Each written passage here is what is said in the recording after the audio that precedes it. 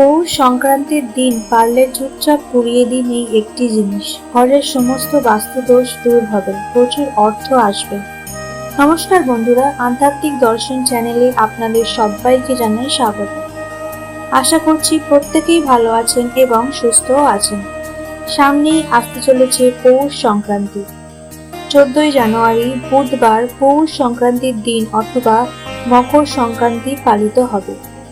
পৌষ মাসের শুক্লা পক্ষের চতুর্থ তিথি শতবিশা নক্ষত্রের কারণে সকাল থেকেই শুভকাল শুরু হবে। মকর সংক্রান্তির দিন সূর্য ধনু থেকে মকর রাশিতে প্রবেশ করে। সূর্যের মকর রাশিতে প্রবেশ শুভ বলে মনে করা হয়। এই দিনে পবিত্র নদীতে স্নান করে তিল, গুড়, বস্ত্র দান করলে পূর্ণ অর্জন করা যায়। প্রচুর বাড়িতে এই বিশেষ দিনে মা লক্ষ্মী এবং সত্যনারায়ণ ভগবানের পূজা করা হয়। তাছাড়া বাংলার ঘরে ঘরে পিঠে পুলি পায়েস বানানো হয়। পৌষ সংক্রান্তিতে আমরা পৌষ পার্বণ বলি, অর্থাৎ এটি একটি উৎসবের মতো করে মানানো হয়। আপনারা অনেকেই হয়তো জানেন না, পৌষ সংক্রান্তির নিয়মবিধির মধ্যে বিশেষ নিয়ম আছে। সেটি যদি আপনারা সন্ধে হওয়ার সময় এটি বিশেষ জিনিস এই পৌষ সংক্রান্তির দিন পুড়িয়ে দিতে পারেন, তাহলে আপনার জীবনে জ্বালা যন্ত্রণা দূর হয়ে যাবে এবং মা লক্ষ্মীর আশীর্বাদে সমস্ত বাস্তুদোষও দূর হবে। এর সাথে সাথে ঘর ভরে উঠবে সুখ ও শান্তিতে। আমি আপনাদের সঙ্গে শেয়ার করব কোন সেই বিশেষ জিনিস এবং পৌষ সংক্রান্তির দিন কখন সেটি পোড়াবেন আর কিভাবে সেটি পোড়াবেন। তবে কাজটি কিন্তু করতে হবে গোপনে।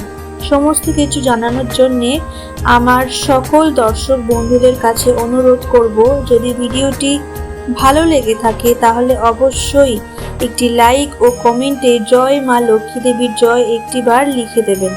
আর অবশ্যই করে আপনার নিকটবর্তী আত্মীয়, পরিবার, পরিজনদের সাথে শেয়ার করতে ভুলবেন না, যাতে তারাও এই ভিডিওটি দেখে কিছুটা উপকৃত হতে পারে। চলুন বন্ধুরা, আসা যাক মূল পর্বে। বন্ধুরা, এই উপায়টি করতে লাগবে মাত্র দুটো জিনিস দিয়ে। সেটি হয়তো আপনার ঘরেই মজুদ আছে এবং যদি না থাকে তাহলে আপনারা পৌষ সংক্রান্তির দিন যে কোনো ভালো দশকর্মার ভাণ্ডার থেকে জোগাড় করে নিতে পারেন। সেই জিনিসটির মধ্যে একটি হচ্ছে কালো তিল, দ্বিতীয়টি হচ্ছে আম কাঠ। বন্ধুরা, এই আম কাঠ হোম যজ্ঞের কাজে লেগে থাকে। আম কাঠ দিয়ে যজ্ঞ করলে অত্যন্ত ভালো ফল পাওয়া যায়। তবে দেখে নেবেন যেন আম কাঠটি শুকনো হয়। যাদের বাড়ি একটু গ্রামের দিকে তারা আমের কাঠ অতি সহজেই পেয়ে যেতে পারেন, আর নতুবা প্রত্যেক দশকর্মার ভাণ্ডার থেকে সেটি আম কাঠ জোগাড় করতে পারেন। আর বন্ধুরা, পৌষ সংক্রান্তির আগে কিন্তু কালো তিল অবশ্যই বাড়িতে নিয়ে আনবেন। এই কালো তিল দিয়ে প্রচুর উপায় করা যায়। পৌষ সংক্রান্তির দিন আমরা প্রত্যেকেই জানি যে গঙ্গায় স্নান বা নদীতে স্নান করলে অনেক পুণ্য অর্জন করা যায়, কিন্তু প্রত্যেক বন্ধুদের পক্ষে নিশ্চয়ই সম্ভব নয়। অনেকের কাছাকাছি হয়তো নদীই নেই। তাহলে সেক্ষেত্রে বন্ধুরা, ঘরে যখন আপনি স্নান করবেন তখন স্নানের জলে সামান্য পরিমাণ কালো তিল মিশিয়ে স্নান করুন।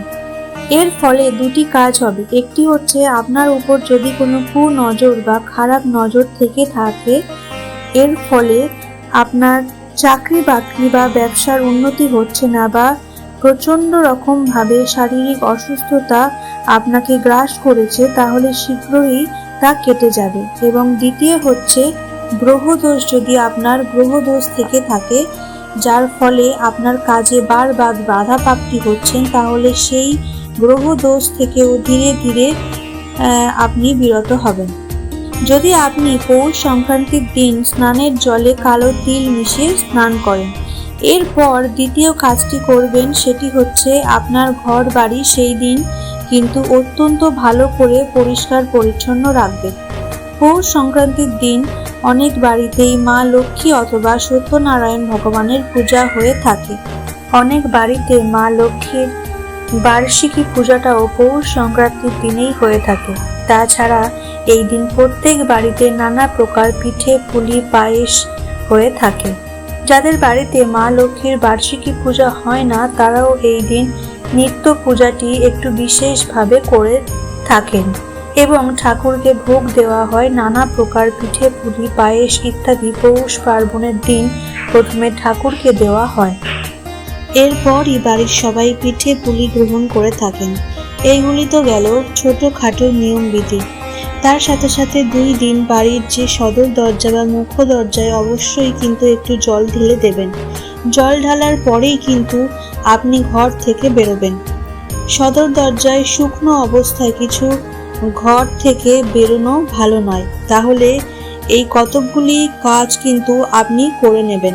এবং তারপর যে দুটি জিনিস আমি জোগাড় করে রাখতে বললাম সেটা পৌষ সংক্রান্তির আগে থেকেই আপনি জোগাড় করে রাখবেন, কিন্তু এই দুটি জিনিস আপনাদের বিশেষভাবে কাজে লাগাতে হবে। পৌষ সংক্রান্তির দিন সন্ধেবেলায় বন্ধুরা যখন নিত্যদিনের সন্ধ্যা দেন তখন আপনাদের এই কাজটি করতে হবে। তবে তার আগে দুটি সতর্ক আছে। প্রথমে হচ্ছে সেই জিনিসটির শুদ্ধতা। যে জিনিসটি আপনি নিয়ে এসেছেন সেটা যেন শুদ্ধ জিনিস হয়, অর্থাৎ আপনি বাজার থেকে নিয়ে আসা জিনিসটি আপনি সামান্য রোদে শুকিয়ে নেবেন এবং একটু গঙ্গার জল দিয়ে নেড়ে ধুয়ে নেবেন, কারণ এতে প্রচুর মানুষের হাত পড়েছে। দ্বিতীয় হচ্ছে এই দিন কিন্তু কোনোভাবেই আমিষ জাতীয় খাবার একেবারেই খাবেন না। পৌষ সংক্রান্তির দিন গৃহস্থ বাড়ির জন্য অত্যন্ত পূর্ণ একটি তিথি। সেই দিন মা লক্ষ্মীর বিশেষভাবে আরাধনা করলে সারা বছর সুখ শান্তি এবং সমৃদ্ধি বজায় থাকবে, রোগ জ্বালা যন্ত্রণা দূর হয়। তাই এই দিন বাড়িতে আমিষ জাতীয় খাবার বাড়িতে ঢোকানো একেবারেই ঠিক না। পিঠে পুলির উৎসব, তাই আপনি আপনার ভগবানকে আগে ভোগ হিসাবে অবশ্যই দেবেন এবং তারপর আপনার সঙ্গে আপনার পাশে পাড়া প্রতিবেশী এবং আত্মীয় পরিজনদের সাথে সেই পিঠেটা আপনি শেয়ার করতে পারেন। আর সন্ধেবেলায় যখন আপনি আসবেন সন্ধে দিয়ে, তখন আপনি অবশ্যই একটি পরিষ্কার বস্ত্র পরে তার উপর হাতে মুখে ধুয়ে আসবেন এবং শুদ্ধ মনে ঠাকুর ঘরে ঢুকবেন। ঠাকুর ঘরে এসে প্রথমেই সকালে যে ফুলগুলোকে ঠাকুরকে নিবেদন করেছেন সেই সমস্ত ফুলগুলি আপনি সিংহাসন থেকে সরিয়ে নেবেন।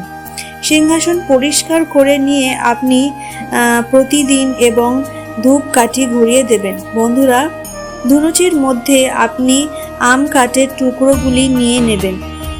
বন্ধুরা দেখবেন ছোট ছোট আম কাঠের টুকরোগুলি পাওয়া গেলে সব থেকে ভালো হয়, কারণ খুব বড় টুকরো হলে তাহলে তা ধুনুচির মধ্যে পোড়ানো অসুবিধা হয়ে যাবে।